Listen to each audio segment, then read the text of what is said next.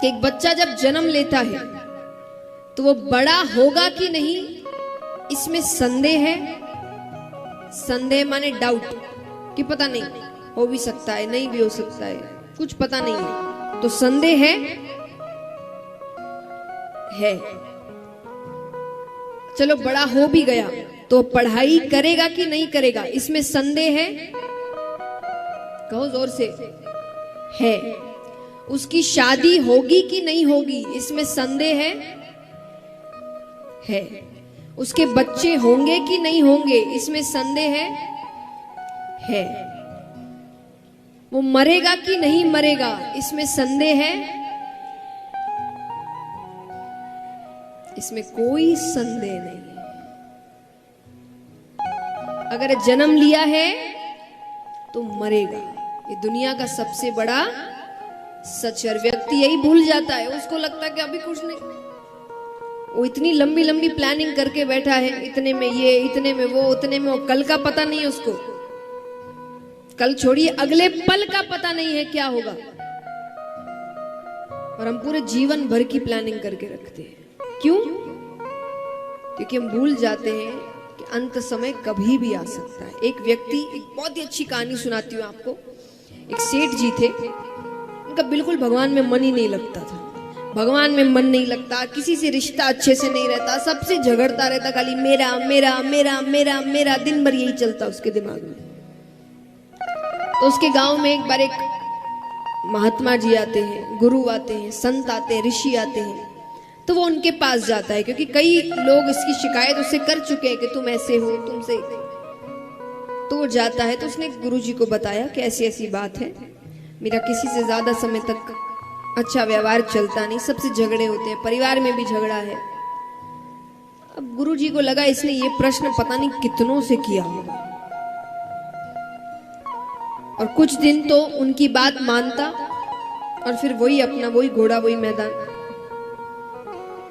तो उन्होंने सोचा कि इसको बातों से ज्यादा कुछ करके दिखाना पड़ेगा। कहते ना, कई बार बातों से समझाने से कई ज्यादा होता है करके दिखाना। तो गुरु महाराज कहते कि एक काम करो, अपना हाथ दिखाओ, मुझे भविष्य भी देखना आता है, तो मैं देखता हूं कि तुम्हारे भविष्य में लिखा क्या है कि ये सब चल रहा है। तो उसने हाथ दिखाया। गुरु जी कहते ये सब इधर उधर की बातें छोड़ो, 10 दिन में मृत्यु है।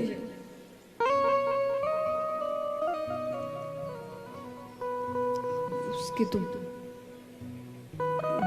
शब्द नहीं आ रहे उसको समझ में कि क्या बोल रहे हैं आप। बोले 10 दिन में मृत्यु है, ऊपर जाना है, अब क्या करना है तुम देखो। वो तो गया, 1 2 3 4 5 6 7 8 9 10 11 12 13 14 15 दिन निकल गए, कुछ नहीं हुआ। 15 दिन बाद वो आया, वो कहे आपने तो कहा था 10 दिन में मृत्यु है, 15 दिन हो गए, मुझे कुछ भी नहीं हुआ। गुरुजी ने कहा तुमने 15 दिन में क्या किया? बोले पूछिए मत, मैं तो ऐसा भगवान में लगा हूं,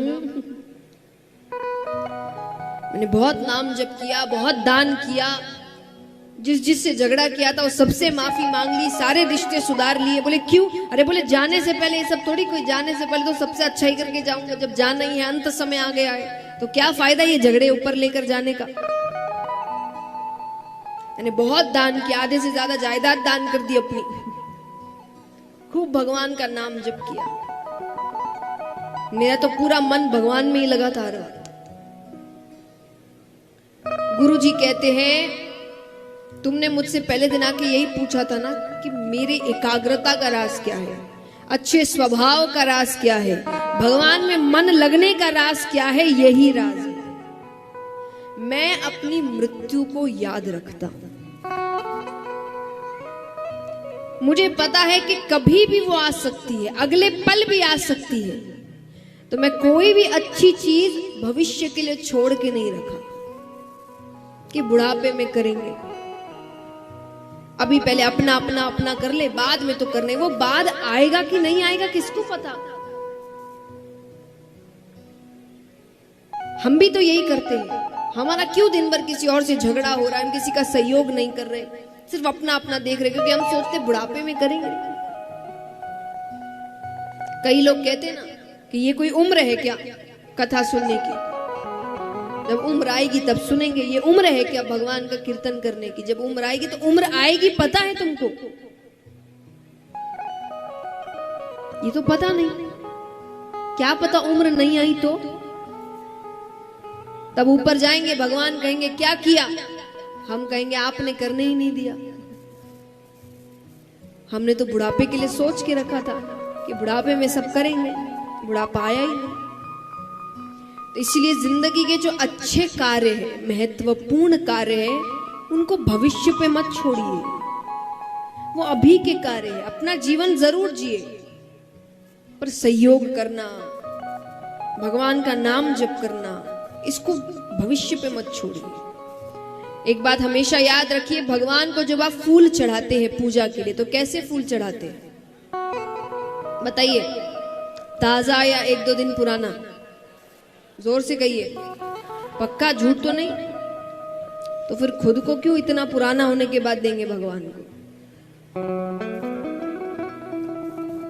हम भी जब भगवान की भक्ति करें तभी ना, जब ताजे हैं, जब स्वस्थ हैं, जब हर चीज अच्छे से चल रही है, दिमाग चल रहा है, शरीर चल रहा है, मन चल रहा है। जब आधी से ज्यादा चीजें चल नहीं रही होगी तब भगवान के पास जाएंगे। भगवान कहेंगे अब क्या कर रहे हैं, हालत तो है नहीं कुछ करने की, अब आराम कर ले, रहने दे। इसीलिए जब फूल भगवान को ताजे चढ़ाए जाते तो हम ताजे क्यों नहीं? हम इतने पुराने होने के बाद भगवान के पास क्यों जाते?